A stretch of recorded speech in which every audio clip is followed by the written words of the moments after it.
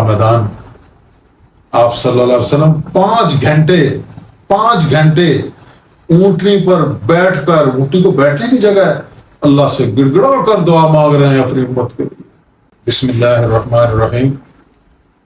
السلام علیکم ورحمۃ اللہ وبرکاتہ۔ میں ہوں خالد محمود شہزاد۔ اوپر اللہ رؤوف الرحیم ہے، اور پھر اپنے محبوب کو بھی رؤوف الرحیم بنا کر دنیا میں مبعوث فرمایا۔ اس قدر پیارے نبی پاک صلی اللہ علیہ وسلم کو اپنی امت سے پیار، اس قدر پیار کہ ایک دفعہ صحابہ میں آپ تشریف فرما تھے تو آپ صلی اللہ علیہ وسلم فرمایا، میں چاہتا ہوں کہ اپنے بھائیوں کو ملوں۔ تو عرض کیا، یا رسول اللہ صلی اللہ علیہ وسلم، ہم آپ کے بھائی نہیں ہیں؟ تو آپ صلی اللہ علیہ وسلم فرمایا، نہیں، آپ میرے صحابی ہو، میرے بھائی وہ ہیں جو آپ کے بعد میں آئیں گے اور مجھے بغیر دیکھے مجھ پر ایمان لائیں گے۔ یعنی اندازہ لگائیں کہ ہم گنہگاروں کو اللہ کے نبی صلی اللہ علیہ وسلم بھائی فرما رہے ہیں۔ اسی طرح ایک صحابی نے عرض کیا، یا رسول اللہ صلی اللہ علیہ وسلم، مبارک اس کو جس نے آپ کو دیکھا اور آپ پر ایمان لایا۔ آپ صلی اللہ علیہ وسلم فرمایا، توبہ ثم توبہ ثم توبہ ثم توبہ ثم توبہ ثم توبہ ثم توبہ، 7 مرتبہ فرمایا کہ مبارک مبارک مبارک مبارک اس کو جس نے مجھ کو نہیں دیکھا ہوگا اور مجھ پر ایمان لایا۔ اس قدر یعنی اندازہ لگائیں کہ پیارے نبی صلی اللہ علیہ وسلم کو اس امت سے پیار ہے۔ ایک دفعہ آپ صلی اللہ علیہ وسلم نے فرمایا کہ ہر نبی کو ایک دعا دی گئی، وہ نبی دنیا میں مانگ گئے، لیکن میں نے وہ دعا اپنی امت کے لیے آخرت میں بچا کر رکھی۔ وہ چاہتے تو امام حسن رضی اللہ تعالیٰ عنہ، حضرت امام حسین رضی اللہ تعالیٰ عنہ کے لیے مانگتے کہ یہ دونوں، ایک کو زہر دیا گیا، ایک کا سر خنجر پر، نیزے پہ چڑھا دیا گیا، ان کے لیے بھی مانگ سکتے تھے، لیکن نہیں، اپنی امت کے لیے، آخرت کے لیے آپ نے وہ دعا بچا کر رکھی۔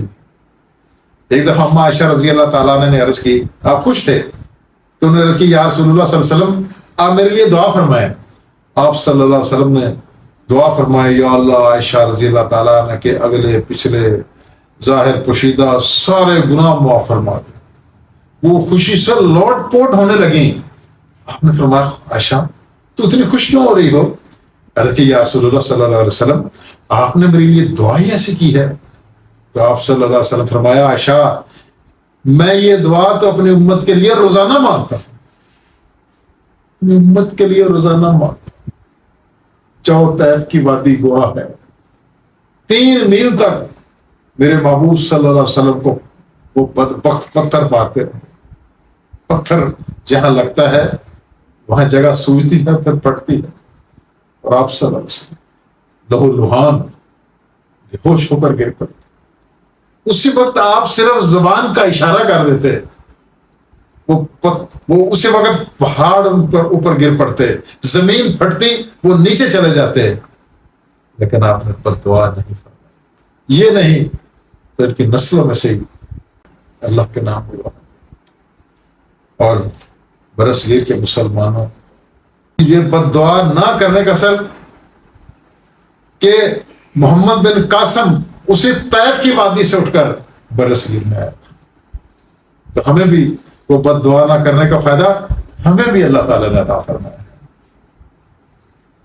عرفات کا میدان آپ صلی اللہ علیہ وسلم 5 گھنٹے اونٹنی پر بیٹھ کر، اونٹنی کو بیٹھنے کی جگہ ہے، اللہ سے گڑ گڑا کر دعا مانگ رہے ہیں اپنی امت کے لیے۔ اپریل کا مہینہ تھا، ہم دسمبر میں گئے تھے، وہاں اے سی لگے ہوئے تھے۔ اپریل کے مہینے میں چلچلاتی دھوپ میں اپنی امت کے لیے مانگ رہے ہیں 5 گھنٹے۔ تو اللہ تعالیٰ نے جب بار بار، تو پھر وہی آئی کہ میرے محبوب، میں معاف کر دوں گا لیکن ظالم کو معاف نہیں۔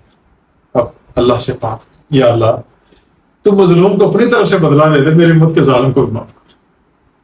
اور پھر اگلے دن مزدلفہ میں پھر جا کر مانگنا شروع کر دیا۔ تہجد کے وقت آپ مسکرائے، تو حضرت ابوبکر صدیق رضی اللہ تعالیٰ نے پوچھا یا رسول اللہ صلی اللہ علیہ وسلم یہ آپ خلاف معمول مسکرائے؟ تو آپ صلی اللہ علیہ وسلم فرمایا کہ وہ دعا میں نے آج پھر اللہ سے مانگی کہ یا اللہ میری امت کے ظالم کو بھی معاف کر دینا، مظلوم کو اپنی طرف سے بدلہ دے دینا۔ تو اللہ تعالیٰ نے میری یہ دعا قبول کر لی۔ جب شیطان کو پتہ چلا وہ اپنے سر پر مٹی ڈال رہا تھا، ہائے یہ اپنی امت کو بخشوا گئے، یہ دیکھ کر میں مسکرا پایا۔ کس قدر اپنی امت سے پیار ہے پیارے نبی صلی اللہ علیہ وسلم کی۔ جاؤ مدینے کی راتیں کیسے گڑ گڑا رہے ہیں، رو رہے ہیں، یا اللہ میری امت، یا اللہ میری امت۔ اوپر اللہ عرش پر بے قرار، جبرائیل علیہ السلام کو بھیجا، جبرائیل جاؤ پوچھ کے آؤ میرے محبوب کو کیوں اتنا بے قرار۔ حالانکہ اللہ کو سارا پتہ ہے، اور کیا کہہ رہے ہیں، یا اللہ ابراہیم علیہ السلام نے کہا تھا جو میرا ہے، جو میری مانے وہ تو میرا، اس کو معاف کر دے، اور جو نہ مانے تو کثیر المغفرت اور کثیر الرحمت ہے۔ عیسیٰ علیہ السلام نے کہا تھا ان تعذبهم فانهم عبادک وان تغفر لهم فانک انت العزیز الحکیم، عذاب دے تیرے بندے ہیں، اگر تو معاف کر دے یا اللہ تو غالب ہے، حکمت والا ہے۔ یا اللہ نہ میں ابراہیم علیہ السلام کا قول کہتا ہوں، نہ میں عیسیٰ علیہ السلام کی بات کرتا ہوں، میں تو یہی کہتا ہوں کہ یا اللہ میری امت کو معاف کر دے، معاف کر دے، معاف کر دے۔ جبرائیل علیہ السلام آئے، یا رسول اللہ صلی اللہ علیہ وسلم اللہ عرش پر بے قرار ہیں، پوچھ رہے ہیں میرے محبوب کیوں رو رہے ہو؟ آپ صلی اللہ علیہ وسلم فرمایا جبرائیل میری امت کے غم نے مجھے دورہ کر دیا ہے۔ جبرائیل علیہ السلام واپس گئے اور اللہ کو بتایا کہ یا اللہ وہ اپنی امت کے غم میں اس طرح رو رہے ہیں۔ تو آپ نے جبرائیل علیہ السلام کو واپس بھیجا کہ میرے محبوب کو جا کر بتاؤ کہ میرے محبوب بلا سوف یعطیک ربک فترضی، اے میرے محبوب ہم تو آپ کو اتنا دیں گے کہ آپ راضی ہو جائیں۔ اور پھر آخری وقت عبداللہ بن مسعود رضی اللہ تعالیٰ عنہ ساتھ ملنے آئے، تو آپ نے فرمایا عبداللہ تم پر میرا سلام ہو، اور تمہارے بعد جو بھی آئے ان کو کہنا کہ تمہارا نبی صلی اللہ علیہ وسلم تم کو سلام کہہ گیا ہے۔ قیامت تک آنے والے انسانوں کو، میری امتیوں کو یہ پیغام دے دینا کہ تمہارا نبی تم کو سلام کہتا ہے۔ ساری زندگی ایسے اپنی امت کے لیے روتے رہے، اور قیامت کا دن جہنم کو لایا جائے گا، جہنم ایک چیخ مارے گی اور سب گھٹنوں کے بل گر جائیں گے، اور ہر یہی سمجھے گا آج میری نجات نہیں ہے، میں نہیں بچ سکوں گا۔ اور ہر نبی کی یہ پکار ہوگی، ہر نبی کی، یا اللہ نفسی نفسی، اللہ میری جان بچا۔ ابراہیم علیہ السلام کہیں گے یا اللہ مجھے تیری دوستی کا واسطہ، میری جان بچا۔ عیسیٰ علیہ السلام کہیں گے یا اللہ میں اپنی ماں مریم کا بھی سوال نہیں کرتا، میری بھی جان بچا، نفسی نفسی۔ یعقوب علیہ السلام، موسیٰ علیہ السلام، دانیال علیہ السلام، سارے نبیوں کی سب کی ایک ہی پکار، نفسی نفسی۔ ایک ہستی ہوگی جس کی جھولی اللہ کی بارگاہ میں پھیلی ہوگی، اور وہ یہ نہیں کہہ رہے ہوں گے کہ نفسی نفسی، ایک ان کا نغمہ سب سے جدا، ان کی پکار سب سے جدا، امتی امتی، اے اللہ میری امت کو پا دے گا، اے اللہ میری امت کو پا دے۔ اس قدر پیار دو جہاں کے سردار کو، اور اس قدر ہم دور بھاگتے ہیں، اسی نبی صلی اللہ علیہ وسلم کی سنتوں کو ذبح کرتے ہیں، ان کے طریقوں کو یعنی قدیم سمجھ کے ان کو اپناتے نہیں ہیں۔ وہ سنت جس کے بارے میں اللہ کے نبی صلی اللہ علیہ وسلم نے فرمایا من احب سنتی فقد احبنی ومن احبنی کان معی فی الجنہ، جس نے میری سنت سے پیار کیا اس نے مجھ سے پیار کیا، جس نے مجھ سے پیار کیا وہ جنت میں میرے ساتھ ہوگا۔ ایک ایک سنت جنت کی قیمت ہے۔